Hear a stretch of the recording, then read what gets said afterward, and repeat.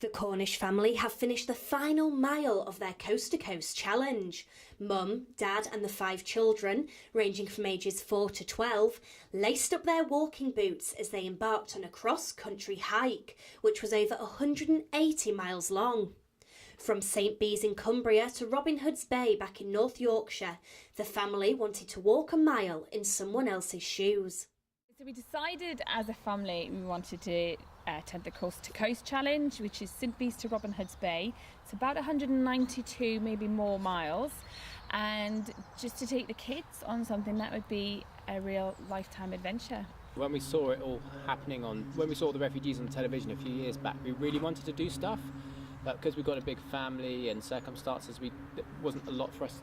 We didn't feel we could do much at the time, so this just felt like the perfect opportunity to try and connect and to try to do our little bit to help.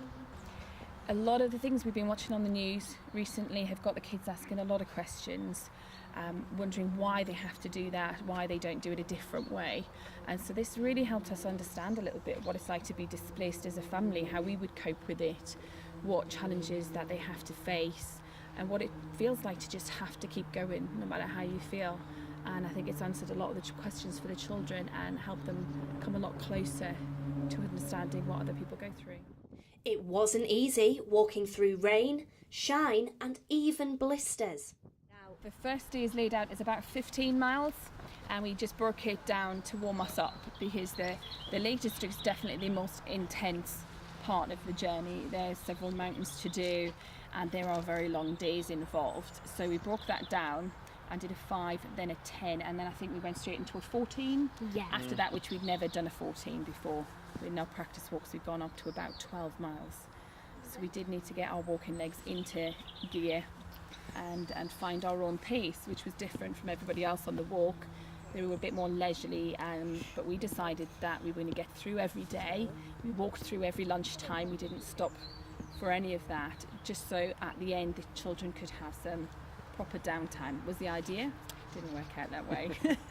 But we were very proud because we kept on catching up with people, and it wasn't necessarily, sometimes we walked a bit faster than them, but often it's because they would stop for their lunch or stop to take some pictures. But because we had little legs, we just had to keep on going, and it's funny to go around lots of grown-ups on the walk. Always feels good to pass someone. It does. Very tiring. I found when you went halfway, you found like, I can do this, I've done already halfway, so there's no point of going back. I found it quite fun at some points. At some points it was quite tiring.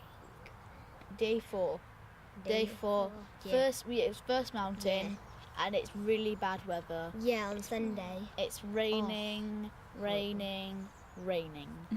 It was another really bad day, so we were on the malls and it was raining so heavy it hurt.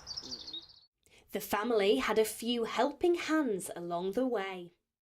We walked with some people from the refugees for Ray, and then we found some couples, some cool Americans.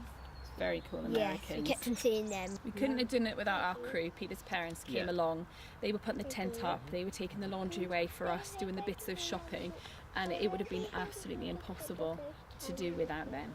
So we really appreciate it. They're both in their 70s. They gave up 2 weeks to come and support us, and it was definitely a real family experience.